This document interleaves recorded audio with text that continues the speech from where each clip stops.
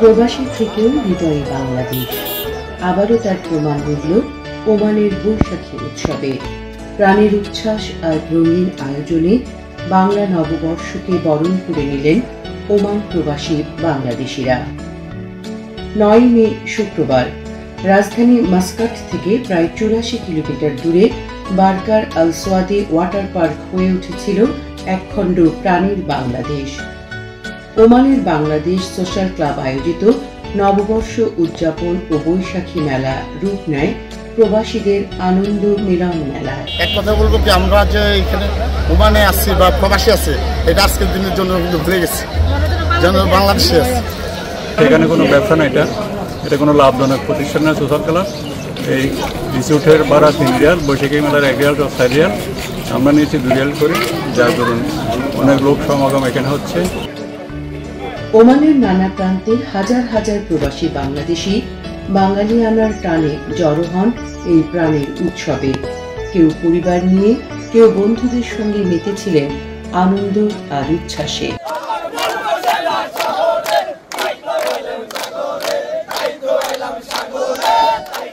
আমরা অনেক আনন্দ করলাম আজকে। এটা একটা ছোট বাংলাদেশের মতো হয়ে উঠলো। হাজার হাজার বাঙালি ফ্যামিলি সবাই মিলে একসাথে অনেক আনন্দ বাংলাদেশিদের মিলন মেলায় পরিণত হয়েছে।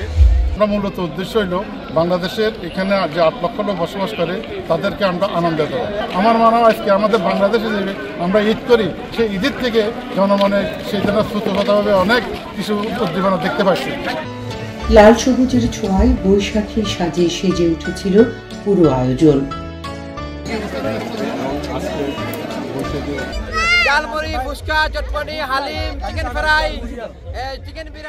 দর্শনার্থীরা অত্যন্ত তৃপ্তি সহকারে আমাদের এই খাবার গ্রহণ করেছেন। দেশি নানা খাবারের বাহার, সাথে বাঙালি ঐতিহ্যবাহী পোশাক, শিশুদের খেলনা আর হস্তশিল্প স্টলগুলোতে ছিল উপচে পড়া ভিড়।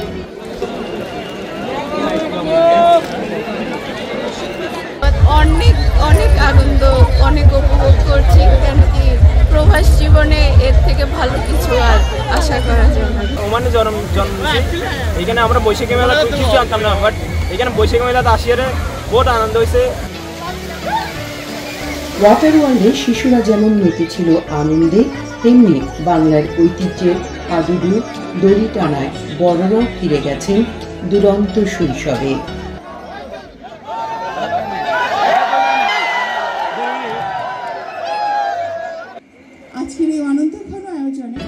সন্ধ্যা নামতেই শুরু হয় প্রাণবন্ত সাংস্কৃতিক পরিবেশনা। শিশু সহ প্রবাসী শিল্পীদের মনোমুগ্ধকর পরিবেশনা মাতিয়ে তোলে হাজারো দর্শক শ্রোতাকে।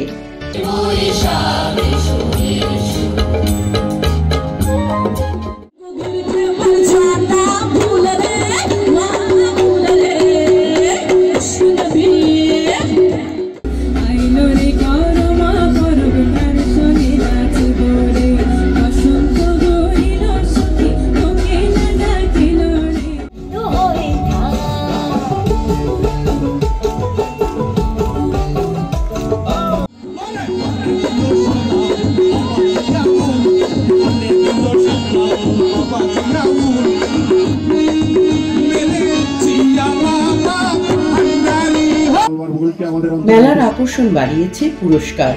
ভাগ্যবানদের হাতে ওঠে মালাবার গোল্ড অ্যান্ড ডায়মন্ডের আকর্ষণীয় উপহার।